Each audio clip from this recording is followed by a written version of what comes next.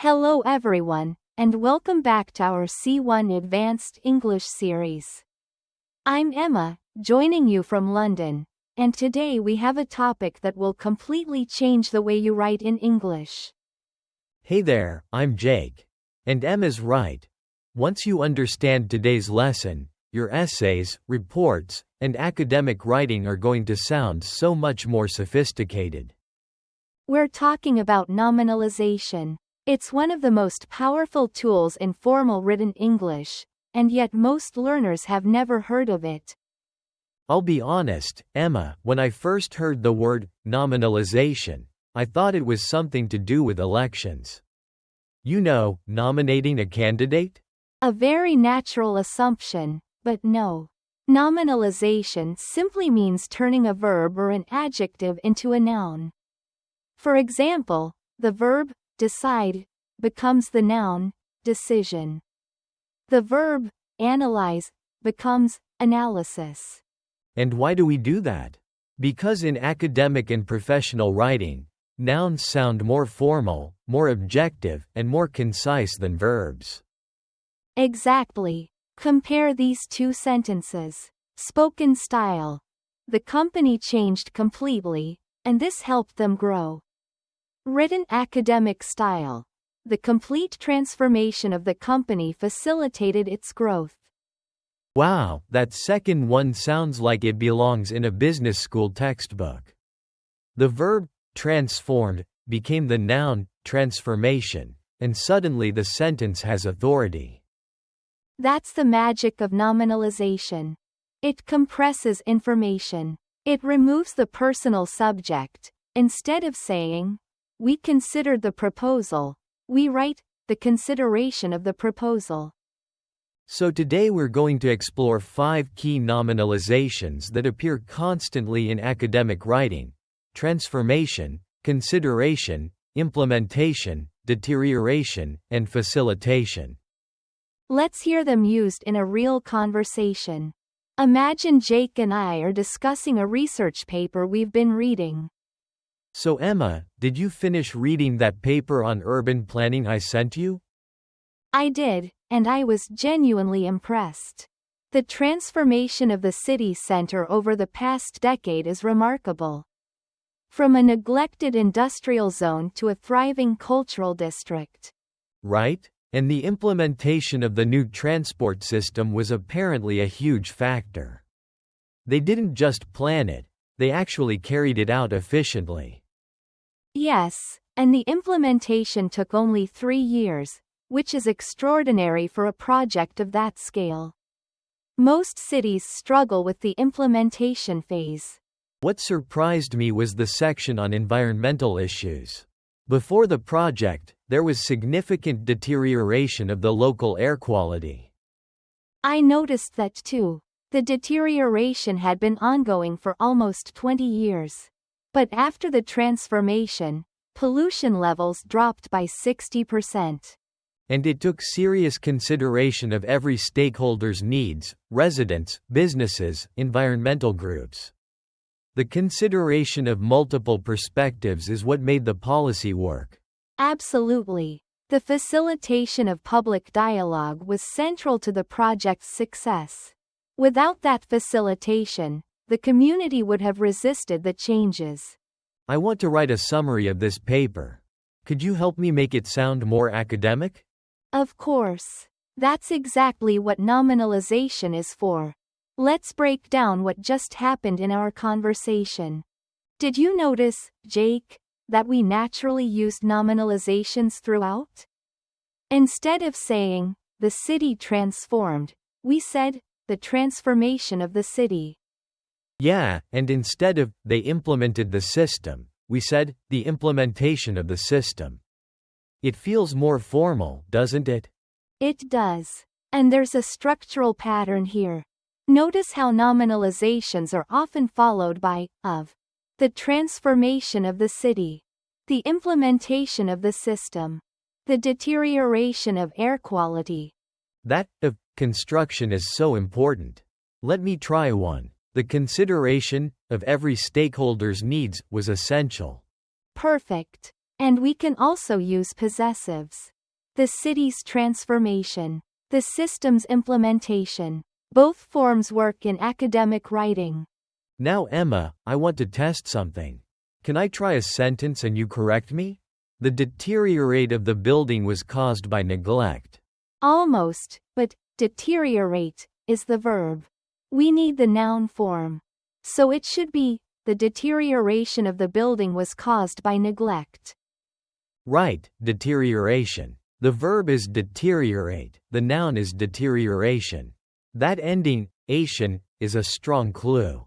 Excellent observation. Many nominalizations end in ation or tion. Transform becomes transformation. Implement becomes implementation. Facilitate becomes facilitation. Consider becomes consideration. And deteriorate becomes deterioration. So if I learn the verbs, I can usually predict the nouns? Often, yes. Though there are exceptions, of course. English wouldn't be English without irregularities. Now, let's hear another dialogue, this time in a more academic context. Jake, I'm preparing a presentation for tomorrow's conference, and I want your feedback on my opening paragraph. Sure, read it to me. I'll listen for the formal register. Here it goes. The digital transformation of education has accelerated dramatically since 2020. The implementation of remote learning platforms required substantial consideration of accessibility issues. That's a strong opening. 3 nominalizations in 2 sentences: transformation, implementation, consideration, and it sounds like a published article. There's more. However, this rapid implementation also led to the deterioration of student engagement in some demographics. The facilitation of meaningful interaction proved more challenging online. I love the contrast. You used deterioration to describe a negative effect, and facilitation to describe what was difficult to achieve. Both nouns carry a lot of meaning. That's the beauty of nominalization. Each noun is like a compressed idea. Facilitation isn't just making something easier, it suggests structure, intention, and methodology. Let me try writing one. The facilitation of cross-cultural communication requires careful consideration of linguistic differences. Almost perfect, but watch the verb. You said, is requires. Just, requires. Try again. Oh, slipped up. The facilitation of cross-cultural communication requires careful consideration of linguistic differences. Beautifully done. That sentence wouldn't be out of place in a journal of applied linguistics. All right. Let's now look at our 5 vocabulary items in detail, because each one has a specific flavor in academic writing. Let's start with transformation. It implies a deep, significant change, not just a small adjustment. We talk about the transformation of an industry, a society, or a person. Right. The digital transformation of business. The transformation of public health policy. The transformation of someone's worldview. It's powerful. Next, consideration. This noun suggests careful thought. We say, after careful consideration, or taking into consideration. It's polite, formal, and reflective. And it appears constantly in academic phrases like, this study takes into consideration multiple variables, or further consideration is required. Then we have implementation, which refers to the practical execution of a plan or policy. You can have a brilliant idea, but the implementation determines its success. Yeah, in business and policy contexts, implementation is everything. The implementation phase, implementation challenges, successful implementation strategies. Fourth, deterioration. This is the gradual decline or worsening of something. Deterioration of health, deterioration of infrastructure, deterioration of relations between countries. It's a useful word because it sounds clinical and objective. Saying, the deterioration of the patient's condition, is more formal than, the patient got worse. And finally, facilitation. This means making a process easier or smoother. Often used in education, business, and diplomacy. The facilitation of learning. The facilitation of negotiations. A facilitator is someone who provides facilitation. They don't lead, they enable. The facilitation of group discussion is a real skill. Excellent summaries, Jake. Now let's review with a quick exercise. I'll give you a casual sentence, and you transform it into academic style using nominalization. Bring it on. First one. They implemented the new policy quickly, and it changed the company completely. The rapid implementation of the new policy resulted in the complete transformation of the company. Brilliant. Next. The roads got worse, and the government had to think about the problem carefully. The deterioration of the roads required careful consideration by the government. Outstanding. One more. The new software helps teachers teach languages more easily. The new software supports the facilitation of language teaching. Perfectly executed. You've internalized the structure beautifully.